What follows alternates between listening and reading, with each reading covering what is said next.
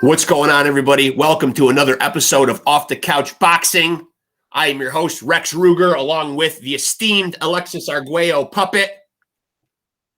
And I'm your other host, Frank Benji's, back with another episode. Yeah. And I'm excited, man. Always excited when we have a guest, and especially a guest who can enlighten us on a upcoming fight that we are all intrigued of. That's the Mexican monster, David Benavidez versus Demetrius Boo Boo Andrade. And I'm sure since this gentleman has shared the ring with David Benavidez and other great esteemed super middleweights, well, he's here now. We'll ask him ourselves. Fuck it. Yeah, that's right. I said it. Fuck it.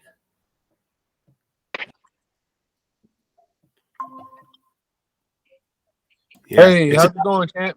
It's about to get shut down, all right, man. We got him in here, man. And listen, man, I got to say, man, we were just debating the merits. We wanted to go back and give a fair shake to the Anthony Dirrell, man. And I think we may have seen it differently because I did score a draw. But then when I think about some of those swing rounds, man, I really think, man, that I can make a case for you winning, man. Was that really a tough fight for you? I mean, I think every fight is tough just because you're preparing, putting your body through a lot. But the dynamics in the fight. I mean, he's a world class fighter. I mean, it's always going to be tough when you're fighting a guy on that level. So yeah, it was a good fight. I thought I won a fight though, man. I thought that in that fight I did enough to win. So, but that's how boxing is. Yeah, we sure do. You can't really get around it. It's just the nature of the game. Some people are going to see it one way, and other people are going to see it another way. Me and my team, we thought that we won, and a lot of people thought that we won, but it's just that wasn't the decision that they came up with the draw. But we're okay with that. That was a minute ago. We moved forward. Now explain to me though, when we hear guys, boxers and stuff, getting 8-week training camps, 12-week training camps, you astoundingly have taken some of these fights on very short notice. How does something like that crop up? Does somebody pull out and you're willing to step up? Yeah, I mean, the boxing landscape is always top heavy. So you have your premier fighters, at the time, that are more popular, that, when you're fighting on TV, these guys sell tickets, these guys, gain the viewership. So, when you get to that point, you're at an advantage timing because the fights are being arranged around you. Right. So they would know when they're fighting maybe 10 weeks ahead of time. I mean, there's situations where I've had good time, but you can get called for a short notice fight if something falls through on an opponent, or they're having difficulty narrowing an opponent down, maybe with a contract or something. Right. And if you're not that established guy yet, that'll be your opportunity. And with those opportunity comes the money, and it comes the opportunity to be the guy that they establish the card around. So Yep. Well, when it comes to David Benavidez, I think you took that fight on like 16 days notice, right? Crazy. How does your mindset going into a fight 16 days notice against a world championship level guy? Like, how do you even get your mind ready for that guy? Like him specifically? I mean, I've been boxing all my life. I mean, he's just a man, he's not a superhero. Right. I don't look at anybody that way, Well, I didn't. Just to verify, I didn't mean it in that kind of sense. I meant more of like any guy. Like you only got 16 days to think about him, that man. You know what I'm saying? Like style, things like that. Yeah, I mean, it comes down to like just believing in yourself, and taking the opportunity for what it is. They give you opportunity. We're in the sport for a reason. It's risky, but having belief in your ability takes you a far way. I mean, I'm not a scary kind of guy, so I don't know how other people will take, maybe dealing with that kind of pressure of fighting somebody on 16-day notice. It was reach for me to do that, but the opportunity was so big that we decided to take it. And I knew for a fact that if I got in the ring, I'm not one of those guys going to lay down. You're going to get a great fight out of me. Yeah. Like, it's not going to be a situation where somebody just steamrolls me. It's not, because I have too much grit. You know what I mean? When times get hard, I always push. So I didn't have a problem with that. I knew that if it got to that point, it did, that we was going to have to fight. And I was okay with that. You know, just kind of get your mind ready. It's going to be what it's going to be. You know, you have really no control. I mean, you do the best that you can with the time allotted, and you didn't believe in God, and you do what you gotta do, and you just fight. I mean, I've been fighting my whole life. It ain't having a fight. I mean, y'all gonna kill me, so we gonna fight. So we gonna. I mean, and I had a good time. It was a great experience. So yeah, what was amazing about the Benavidez fight? What was amazing about the Benavidez fight, though, was just, the fact that, he really seemed like he was throwing everything that he had at you. And what I really love, in like round 5 and 6, he's hitting you with a lot of shit and you're throwing right back and talking shit to him. That was amazing, man. I mean, just a great back and forth with him. Yeah, that's my personality. If you want to fight, we're going to fight. I'm not backing down. And, it's a skill to be able to absorb punishment. So some guys don't have that ability in them. I think I've been pretty gifted with the ability to be able to absorb punches and be able to still be able to fight back. And I have a ring IQ, so I know I'm able to take a little steam off a couple punches. I'm able to get out the way and then see the punches as well, because the punches that you don't see is the ones that can knock you out. So if you're seeing the punches, you're automatically taking them better just because you're seeing them go in. So I mean, like I said, it was a good experience. I definitely wish I had to fight, and he trained that fight for 12 weeks. I wish I had 12 weeks to fight him. We only had 6 days. Story. Yeah, but it turned out good. I gained a lot of fans. I gained a lot of fans from that fight. They love my attitude in the fight, and everybody who watched the fight, they enjoyed it. So it was one of the fights of the year. So. Well, I think it speaks volumes as to what kind of warrior you are when you're taking a fight on, against a guy David Benavidez caliber on 16 days notice. I mean, no one's going to question the heart at all. I mean, that's really, in my mind, that's really old school warrior type shit. You know what I mean? Like, I like that kind of shit. You know what I mean? And I think sometimes, and I've spoken about it on here before, sometimes boxing is losing a little bit of that, that irreverence. I enjoy that when you're in the fight and you're popping shit at him. And I think sometimes, man, boxing sometimes can lack that shit. And I know everyone's cool after the fact, but I mean, at the point in time it's happening, you're in a fight. Yeah. I mean, I think people do a lot when talking outside. Yeah, yeah, they do. Everybody wants to be on social media talking and stuff. But me, boxing is my job. So it's a little different. Like, the way I look at, you see how the boxing, like the beefs that be happening in boxing, and the people going back and forth. Like, I don't understand. Like, if it's beef for me, it's really beef. I don't do internet stuff. So it's a job. It's business. We can be best friends, and when it's time to fight, then it's time to fight. That's all it is. I don't hate you before and I don't hate you after. But we got a job to do. And it's go in with that mindset. But when we're in the ring and we're fighting, it's an intense game, and I'm very competitive. So you're gonna see that come out of me. Anytime I fight and it starts to get like that, Yeah. This is something I was curious about too, because when you fought Dirrell, it was like during COVID, so there was like no fans. Yeah. What was it like fighting in an arena with no crowd, for one, and for two, what was Anthony Dirrell so mad about Redman with whatever he was saying? What was he so mad about? Yeah, he spent more time talking shit to Redman, which we love Redman. We've had Redman on. He's the best. He's awesome. Yeah, that's my guy. Well, it's super quiet. So it's very similar. It's very similar to sparring. You can hear everything, so the commentary you can hear very clear, which is kind of odd, But I mean, a fight's a fight, I think the fact that it was so quiet in there, and the fact that Breadman's such a loud person, I think it was just kind of getting under the skin. He was trying to intimidate me, and he couldn't, so it was frustrating him. So he was taking it out on my coach, and you know, but you can't.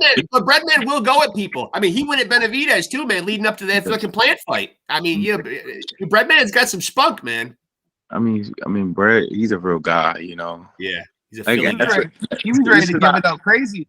He was ready to give it up crazy after that J-Rock stoppage. It's a sport. Oh, he was. I know. He was ready to fight that night. It's a sport, but there's real people in it, you know. Yeah. People kind of. I think some guys in the sport are kind of like they're showmen. Like the show that you get from Breadman is the authentic show. Yeah. You know, it's not him trying to put on the show. You know what I'm saying? He just happens to be that way, and he's a genuine guy, and he puts his heart into it. So you're gonna get some fiery stuff out of him sometimes. And how do you link up with him? Like, what's your connection? Like, how does a Breadman, you know, come into your life and start working with you? When I was about 18, right before I turned pro at 19. I won a bunch of national tournaments, and I wanted to work with J-Rock because J-Rock was coming up. Like he was like 9-0 at the time, or maybe a little more, maybe 10 or 11-0. And I hit him up on Instagram. I was like, "Yeah, you want to spar?" Like he's like, "Yeah, come to the gym." So I came to the gym and I sparred, and you know, Brad was coaching Julian at the time, and it's like the dynamics that you know they had when they were, you know what I mean. I talked to him and spoken to him, and he just seemed like a good fit for like one style. So we added him on, and then he ended up becoming head coach. Yeah, and I'm glad you brought up the commentary earlier, and that you brought up the point about them fighting during COVID, man. Because one thing that I pointed out to you after you watched that fight, though, man, the commentary, and shame on them for being that way, and it's still something we haven't quite drummed out of boxing yet, man. But the commentary influences a lot of the viewers, and Lennox Lewis and Gooston were sitting over there making it sound like it was this big, huge, wide discrepancy between Dirrell and you. The crazy part is everybody in the building thought I won. Yeah. So, like in the building. So like, and when I say everybody in the building, I can see everybody in the building because there's not a lot of us. Right. There's ambulance. Yeah. You got the guys, the doctor. Yeah. You got the officials. The coaches, and then the other fighters that are waiting to fight. Well, we were last fight but you know, fighters that fought already. So we had it was an audience of fighters that fought already, and everybody else, the staff that helped everybody get ready when it comes to even maybe cafeteria people, or you know what I mean. It was people that were in a bubble with us, so it wasn't a lot of people, and everybody had the tone that I won. They, you know what I mean. Yeah. They felt that I won, and I thought I did too. So I mean, the commentary was terrible. I mean, watching it back, I couldn't hear it, but I didn't hear it like I was fighting. You feel me? Yeah. Well, who can hear it? Oh, dude, who can hear anything over Anthony Dirrell's yelling? Yeah. So, but I was locked in and I was focused. But I'm hearing the commentary. I'm like, me watching the show stats. Yeah. I'm like, those stats. It was Cloudy Box, I think, because it wasn't show stats. Because it was on Fox, and I'm like, these are bad. These are like, I'm landing like 3 punches and they're not counting them. Right. You know? Right. So, yeah. I thought you were landing at a higher rate than what you were giving credit for myself. I thought those numbers would have been a little screwy. I've often thought that, just as a boxing fan through my life, that CompuBox hasn't always been right. Yeah. Or Showbox. I feel like a lot of times those. I mean, come on, man. You got a goddamn computer counting the punches. I mean, you can't count on that to be accurate. I mean, you know, of course, humans can make errors too, but I mean, I think I like the idea of somebody actually keeping an eye on shit and keeping track of it rather than trusting something that's non-human. I don't really know how exactly it works when it comes to what they actually are counting what's a punch. But you shouldn't even the punch stats never even matter anyway. But it does influence the viewers when you putting it on the screen and they're looking at the difference of punches landed, not being, you know, they're just being just casual fans or just or they're just casually watching it, kind of looking and doing other things. They're watching the fight and hearing what's going on. And then you got the guys saying that, you know, the fight is one-sided. You know, it's easy to be influenced that way. It's easy to be talking, and as they're talking, you're watching it, and you're like, they're explaining how the other guy's winning. You know what I mean? They're almost manipulating you because they're telling you like, they are. Like, you know what I mean? look how he's using the jab. The jab's not even landing. Yeah, you know? Very subliminal. It's very subliminal in the way it's done. I love how you using the jab up and down like that. You see controlling the distance using the jab, but he's controlling. You're not landing no punches, but you know what I mean. But you're talking up the punches, you know, as if something's happening that's not actually happening. So one point you see that a lot because you just seen it. You seen it on the dang, what fight was that? We just seen it. It was a fight. Haney and Lomachenko? Not Haney Lomachenko. Erickson Lubin. Erickson Lubin's for Ramos on it. And Erickson Lubin was boxing his ass off and he was doing, and all they kept talking about the whole time is Ramos. And I told everybody, I'm in a group chat too, and I'm like telling everybody, like, yo, watch Hammer win this fight, because they keep talking about all of this stuff Ramos is doing, but he's not doing anything. He looks like he's about to do something. The whole fight, he was about to do something. Yeah. You know, when you don't win fights about to do something. Yeah, so, it's perception. A lot of it's perception, and nothing's really happening. Now, when you see an event like last night, at the time of us recording this, it's October 29th, so it'll be up next week. But we did just witness last night Fury and Ngannou. Did you watch the fight? Any interest in it? And if you did, what did you think about it? I didn't have like interest in it at all, just because I don't like the whole MMA versus boxing thing they try to do. But it's Fury, so I did I was in a mall shopping, and I did have it on my phone, so I'm glancing at it, and then had to stop shopping for a second because what the hell is happening to our heavyweight world champ, you know? And it's embarrassing. It doesn't look like Fury prepared himself properly for the fight. Yeah, and then he looked fatter than ever. Yeah, he looked really soft. He looked slow. Yeah. And he didn't look fully, he doesn't take it seriously. You know, that's not the Fury that I don't think that's the Fury that got in the ring with Deontay Wilder and then won. It's the funny part about it is Deontay Wilder probably gets rid of that guy in 2 rounds. Yeah. You know, just off. The guy was getting hit with clean right hands. You know, it's just. I think they were there. Yeah, they were there. So I mean. It shakes up it a little bit, but I don't like the fact that he's an MMA guy. First pro fight is fighting the world champion. Yeah, and then you're not taking it seriously because it's a big money grab, making like $50 million or whatever, and then you're putting the sport at risk. So, well, we talked about boxing versus MMA, but then so I'm imagining that I probably already know the answer to this, but your opinion probably not very good on this YouTube bullshit boxing that we see a lot of now. I mean, I don't like it. Yeah, I don't see why you're paying somebody to do something want to watch me play basketball, right? Why are you paying me to do something I'm not professional at? I'll watch your YouTube channel. I think you're funny as hell, but I'm not gonna pay to watch you fight because you ain't professional. You know what I mean? That's how I feel about the YouTube boxing. Is why are we watching famous people? But I don't want to see you fight. Honestly, it's not entertaining to me because I can fight. Right. You're not. I don't really care who wins because both of y'all can't fight to me. Yeah, you're not. They're not showing you nothing. Yeah, you both can't fight to me. Something I'm curious about because you said, about putting the sport at risk. It almost seemed like the sport kind of is a little bit low key at risk right now with Showtime's out at the end of the year. What's your thoughts there? Where do you think boxing is gonna go? We always figure it out. I think as a sport, it's just evolving. That's how times are. You can't always remember when Blockbuster was over? We thought nobody rent movies anymore. What's going on? Then Redbox, then you thought Redbox was it, and then I watch all these fucking TV streaming it, Amazon platforms everywhere. Yeah, I think it's just times and evolving. You just never know. Remember, how the last time you used a CD player? I know. Time just evolving. You can't imagine watching it boxing and nothing else but Showtime, prime time. I know. I was a little heartbroken when HBO got out of boxing. But yeah, exactly. I was heartbroken as well. Yeah, you and I are actually the same age, so we came up at the same time.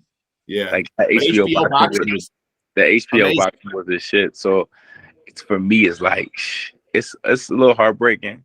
I'm happy that I was able to be a part of the Showtime era of boxing. And I'm actually fighting December 9th, which will be the last Showtime card. So So are you on the Pro Grace Haney card, or are you on the ESPN card that was supposed to have Keyshawn Davis on it? There's a card. I'm a PBC fighter, so my fights. Okay. I won't be fighting on the top rank card, or my only will fight on like a maybe for like a big crossover fight, like if I was fighting for like a world title or something. Yeah. But you want to just see me like randomly fighting on like a top rank card. But it's a Showtime card. It's the last Showtime card. It's gonna be Landy Laura, I think, and Danny Garcia. I don't know if they officially announced it yet, but that's what it's gonna be. Now, I did remember in the Dirrell fight, one thing the commentators brought up, and I don't know if this is anything that you've thought of. Did you firmly see yourself as a super middleweight, or have you thought about going down or up? I don't know. I suppose either one, or is that your wheelhouse? Is that where you feel most comfortable? I'm a 160 pounder. Oh, you're 160, but you fought but the Dirrell fight was 168. Yeah. Well, okay, so you've gone down. This is the thing. They offer me life-changing money, and I moved up. So that's what happened with that. I'm a 160 pounder though. I'm at a disadvantage fighting. I have to put on a lot of muscle and like just kind of like not be at my best at 160. I guess the funny part is that I'm not at my best with the guy my biggest fights. So there's short notice in there. I'm fighting at a higher weight class. So and you'll see the difference at 160 because weight makes a difference. And I'm a natural 160 pounder. I can make 160 like how you're supposed to make weight. I make 168 too easy. Yeah. Like I said, I can make 168 in 16 days. So is there anybody specifically at 160? Like, do you have an opponent in mind, like beyond December 9th? Like what, if you're game planning your career, like where do you see it going? I mean, do you have people in mind that you want to see at 160 pounds? I don't really care who I fight at all. I do imagine a Charlo fight. Like that's something I have imagined before, but like a lot of the guys across the year retire and they get older, they're moving up. The guys that I would have fought, but as long as it's a world title shot, that's what I want. I want the world title. That's what I'm imagining. Whoever the face is that I fight for, it's gonna be what it's gonna be. But it's more so just the title. It's just that's the goal. I don't care about the names. I feel I've been in the ring with the best guys in boxing. Period. I've sparred with the best guys in boxing. Period. Terrence Crawford, Canelo Alvarez, Gennady Golovkin, Islam Laura. Like I've been in the ring with Andre. I've been in Danny Jacobs. I've been in the ring with the best guys. Yeah. So in your mind, when you bring up, quote, the best guys, do you definitely have somebody in mind that you consider the GOAT of boxing? Obviously, we hear a lot of names thrown around. We always hear Floyd mentioned a lot. In your mind, is there that guy that you put on that pedestal for you? Hard, man. I think there's many greats. Roy Jones Jr., Sugar Leonard, Robinson, like you have Marvin Hagler, like James Toney, like you have great fighters, you have great fighters. I'm just thinking about there's nobody that I would put, just the absolute best ever, but I think there's been great fighters that that we have come across. So well, we tend to hear Floyd's name on here a lot because of not only his fighting accolades, but because of the business that he's done too. How he's managed to really profit successfully. Floyd is right up there with the greatest fighters of all time. That amazing things in his career, and he managed his career well. So. Yeah, and no bullshit. We used to buy those pay-per-view specifically just to see if anybody was really going to beat him, man. We legitimately wanted to see him lose a lot, and it just never happened. And then finally, later on in life, you say, what the fuck? I got to drink the Kool-Aid here, man. I try to watch this guy lose his whole career, and he never has.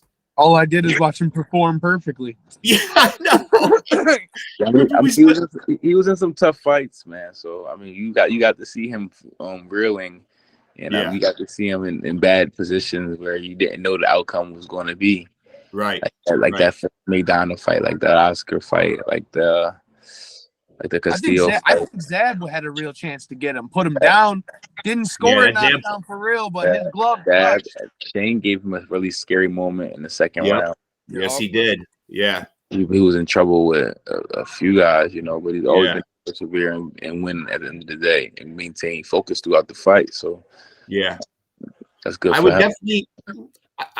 Benji's, we would definitely be remiss if we had to have you on here, and because you've been in there with Benavidez, and we're just a couple of weeks out from it. Where do you stand on the Benavidez Boo Boo Andrade fight? You know, who do you see coming out of that fight? I see Benavidez winning that fight. I see him winning. Like, you know, I think he's just going to have a little bit too much for Andre. Yeah. What is it that he does in there? Since you shared the ring with him, man, like what is it that you think is his strongest attribute? I think he's just his it's hard to say. I mean, obviously he's just imposing. Yeah, you know, he imposes himself on you. He got a high octane offense, and he has a gas tank. So you got to deal with that and the skill and the speed and his ability. So. You're not the type of fighter that can deal with that if he's going to run over you, you know. So, yeah, I think that I mean, I would love to fight him again because I don't think if I had this 10-week training camp, the fight would have been totally different. But I do. Well, you could also argue he's a weight bully too, and you came up to 168, and he could probably fight 175. Yeah, but now I'll get into weight bully because if you can make it the weight, then it's your weight class. Yeah, one again. Yeah, you stepped on the scale 168, then he should be allowed to fight. It's not. I don't know what he's doing and his body's doing, or he was capable of doing. But if he can step on that scale, make the weight, he made the weight. Where do you stand on, since you brought up that kind of stuff? Like when you see these, these stipulations put into fights, like do you like these rehydration clauses and things of this nature? No, I don't like it at all. I don't think it. Just step on the scale, make a weight, and just time to fight. Yeah, it's time to fight.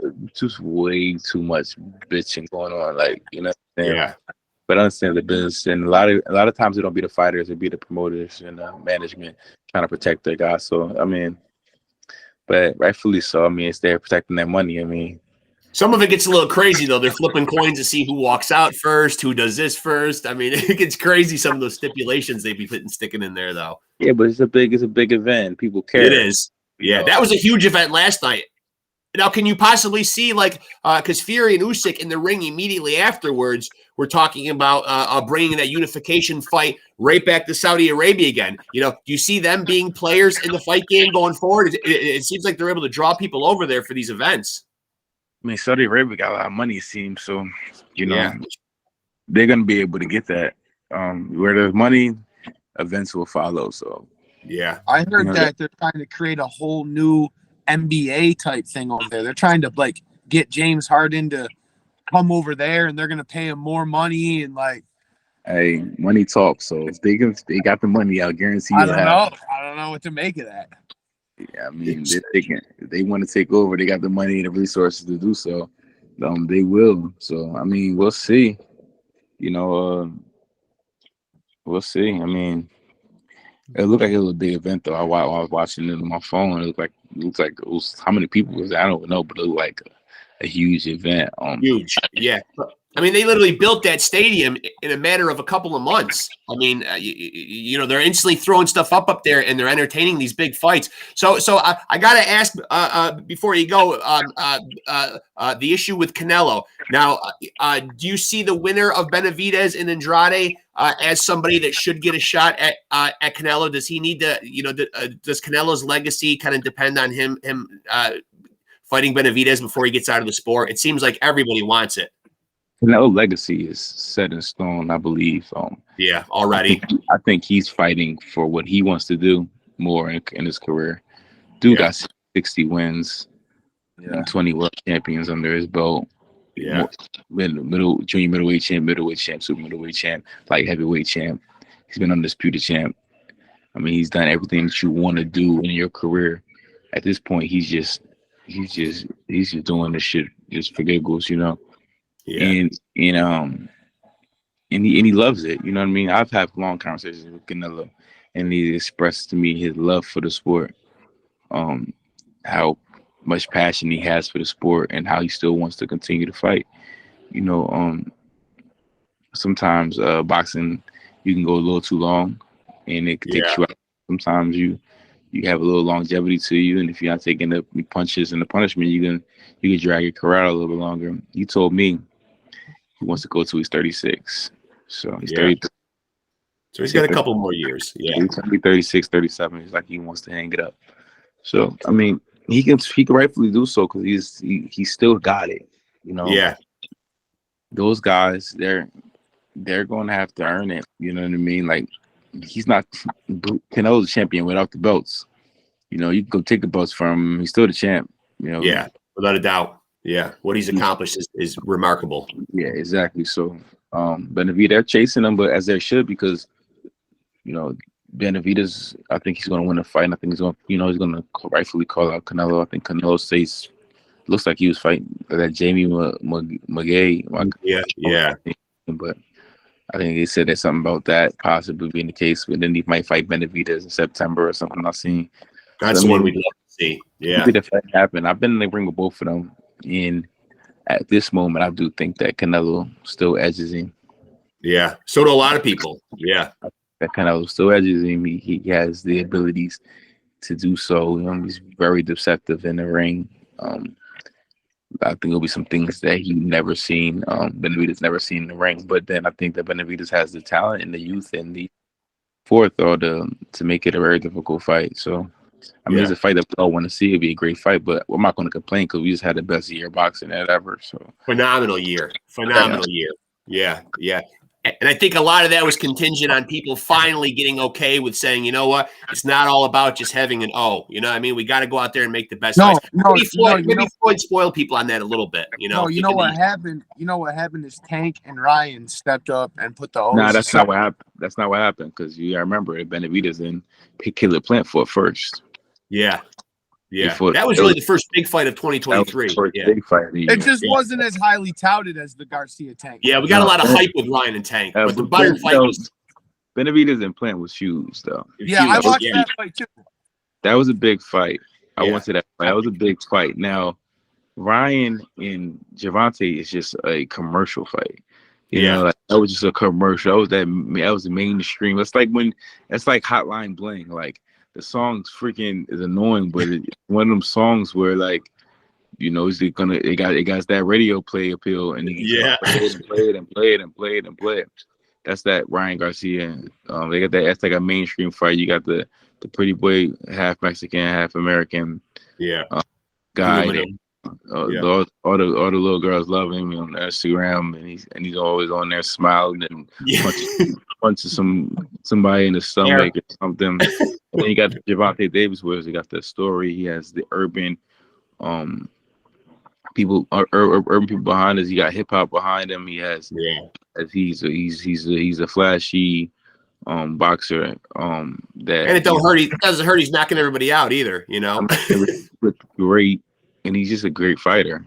You know, he's just an all-around great fighter. He does everything well. So, I mean, you got to put those two things together. I'm not saying, and Ryan's mad capable. Ryan, you know, he looks good, and he wasn't capable of Tank though.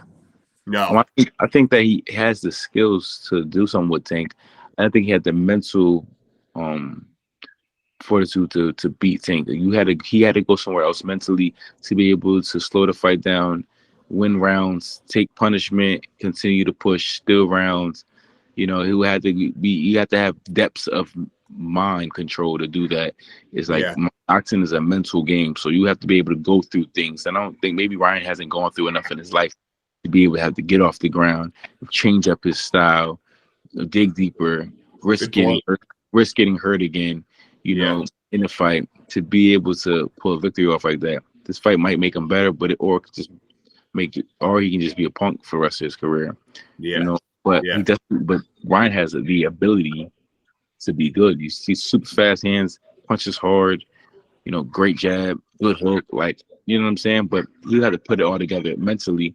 You know what I mean? I knew it was a problem when he had to take mental health break because in the fight before a fight. Not saying that mental health is not a big deal, but when you're going through things mentally, it's really hard to be able to have depths of layers of mental fortitude when you're in a fight. If you're going through things and other Yeah. things bothering you, and you're worrying about what somebody has to say about you, it's something that in boxing that you have to be really true to yourself, or you can get hurt. So yeah, it's a bigger part of fighting than people give it credit for. the biggest part, it's biggest part of fighting.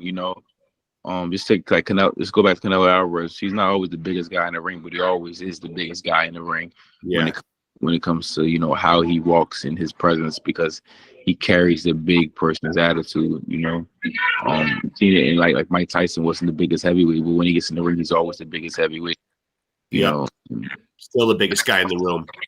Still the biggest guy in the room at 5'10", 5'11". So yeah, that's what I mean. Like, you have to have that, and some people have it, the presence and the ability to make things, like when you're in a fight, you just feel like a little bit, the punches and everything makes you a little bit more nervous because who you're in the ring with. Yeah. Some people got it, some people don't. Well, I suppose you probably know the legend, the Alexis Arguello puppet back there, one of the greats of all time. I usually let him get one question in, but he seems a little intimidated to ask it himself tonight. So I'll ask you, who won out of Hagler and Leonard? Settle it for us. Hagler. All right, there's a vote for Hagler. See that? You know what? It's so funny because we've been in Facebook groups, boxing groups that we belong to, and this is still such a polarizing decision. To this day, 36 years later, this is still one of the fights that really 50-50 divides people right down the middle. Do they like Hagler's plodding forward and cutting off the ring? Do they like Sugar Ray Leonard's, pizzazz and showmanship? It is really still, I'm telling you, man, KYRONE, it still divides people like you would not believe. We just put a post up about it a couple weeks ago. The responses and the comments started pouring. That was a great fight. It was a very intense fight. It seemed like every time Hagler threw, everybody kind of froze a little bit. Yeah. You know what I mean? He had bad intentions on his punches, and Sugar Ray is using his feet and he's using quick amazing combinations, like Hagler, and there's nothing seeming to phase Hagler. I think that was one of the greatest fights. I think just because of the polar opposite styles and the meeting in the middle. I know that loss really damaged Hagler's. Big time. Yeah. We actually had his son on a couple of weeks ago, and he was talking about what it was like after the fight, leading up to the fight. Because Hagler was such an intense dude. You know what I mean? I mean, we talked about it, jogging around, yelling war at 4 o'clock in the morning. And you know what I mean? He was just an intense, like a real warrior. He would literally go to camp, and there was none of that shit like having the kids come up and visit or the wife or anything. When he went, he isolated himself and really went away. 8 weeks, he don't see nobody, Yeah. Old school. Yeah. Hardcore dude, man. Yeah. So listen, man, we really appreciate you doing this, man. This has been a real pleasure getting the chance to talk to you, man. And so you will be fighting again December 9th, the last Showtime card ever. Yeah. Well, we'll see. We'll see. Now. For now. We'll see. Yeah. But they are bringing back pay-per-view. So the Canelo fights will still be on pay-per-view Showtime. So yeah, and then we'll see what platform boxing lands. I'm boxing to land somewhere. They're winging us off of it like morphine, Yeah, you got that right, man. Well, listen, man, we really appreciate you a lot, man, and we wish you a lot of luck, man. We'll be watching in December, man, and we'll be watching going forward, man. We're fans, man. All right, man. Appreciate you guys. Anytime. Appreciate you. All right. Yep. Later, man. There he goes, man. Hey, listen, man. He did come in here. I shut it down. He did come in here and shut it the fuck down, man. Goddamn right he did, man. That is, of course, KYRONE Davis, who, ironically, outside of his draw on his record, 17-3-1, has the same record as Lomachenko, who, let's not forget, is still in a lot of people's pound-for-pound list. Right. No, dude. Losses is nothing to scoff at. It's just something that Floyd kind of put on everyone's mind that nobody can lose ever. Yeah, and let's also point out that this gentleman on 16-day notice fought Martez McGregor on 13 days notice fought Martez McGregor. 16 days fought the Mexican monster David Benavidez. 16 days. That's like calling you up. Hey, couple weeks, you're gonna be ready for this fucking killer. I mean, so it's pretty, it's pretty amazing. He fought a couple of fights at super middleweight, but you hear he's back down to the 160-pound division now. And, hey, he's looking for opponents. Sad to hear him say he's fighting on the last Showtime card, though, man. But extremely glad that we got the Alexis Arguello question in, though, man. So, we didn't completely leave him out of this, Right. And Kyron Davis, man. Yeah, he came in here and shut it down. He shot straight, man. A lot of good shit, man. A lot of good shit. Yeah. Great interview. Yeah, great interview, man. So we appreciate him coming on, man. And you heard him weigh in, man. Benavidez is probably going to beat Boo Boo. So, I mean, yeah, he kept it real about everything, man. He kept it real about everything. You got to appreciate that in an interview, man. Awesome to have him on here, man. And, I had the Anthony Dirrell fight a draw, man. He seems convinced that he won it. And I guess maybe being there in COVID times, maybe being in that empty gym and really being able to hear the sizzle and the snap on the punches, I don't know. I'd really have to watch it again, man. It's really one of those fights that had a lot of swing rounds. Swing rounds are always dangerous, man. Right. Very, very dangerous, man. But all right, man. Well, I think it's time for me to quote our great American poet, Gary Busey, by saying that I can go 15 seconds with anything. Yes. 15 seconds with anything. That's right. And I will end this episode. And again, thank you to KYRONE. Shut it down, Davis. He came in here and did just that, man. We salute him, man, and appreciate him coming on here, man. And I will end with letting you all know. I want to add on here to make sure you follow us on Facebook if you're watching this episode right now. Like and subscribe to the channel. And I will end this by letting you know that if you want to truly be a champion, then you need to roll with the champs.